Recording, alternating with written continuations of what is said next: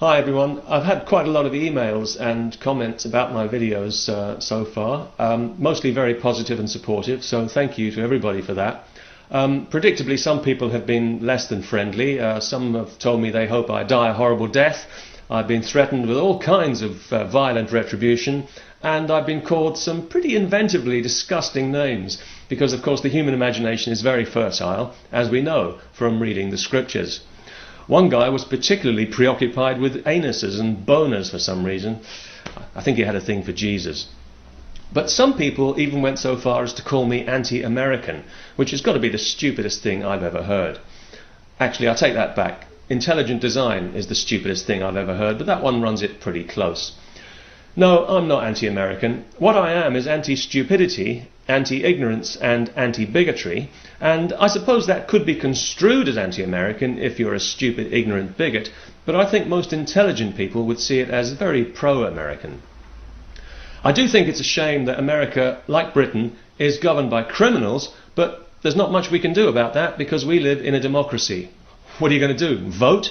Yeah, right. Good luck with that. No, I'm much more concerned about America's relationship with God, because that's not actually based on anything real, whereas its consequences are extremely real for everybody on the planet, including me. So excuse me if I'm a little picky about this, but I just don't think that anyone who's looking forward to the afterlife is qualified to run any country. And right now, in the United States of Jesus, it's easier for a camel to pass through the eye of a needle than it is for an atheist to be elected president. The American people have made it clear they want a born-again Christian president, even if it means putting a 10-gallon hat on a half-pint head. Because in the land of the free in the 21st century, if you don't believe that Jesus Christ rose from the dead and physically ascended into heaven, and that we're all going to join him there just as soon as we can arrange the end of the world, then, my friend, you are not fit for public office. And this is why there's now daily Bible study in the White House and in the Pentagon, because they're all experts on their Bible in those two places. They know all about who begat whom and who smote whom and who spake unto whom, but they're not quite sure where Italy is.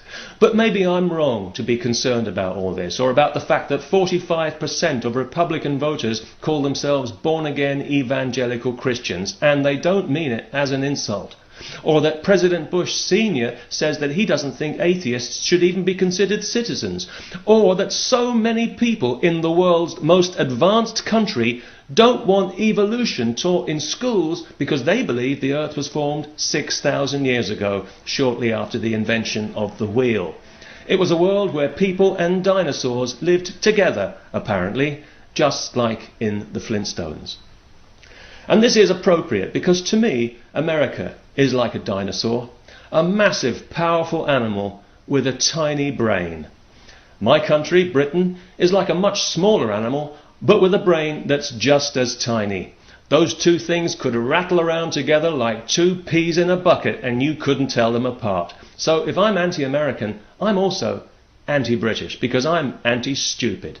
And yes, that would include anyone who believes that America is one nation under God, any more than it was before the Pledge of Allegiance was hijacked by Christian zealots, or that in God we trust is some kind of American national motto, any more than it was before the currency was hijacked by Christian zealots. The truth is, America is not a nation under God at all. It's a nation under a spell. It's only a matter of time before these people start pushing for the cross to be shown on the American flag. You think I'm joking? But you know I'm not.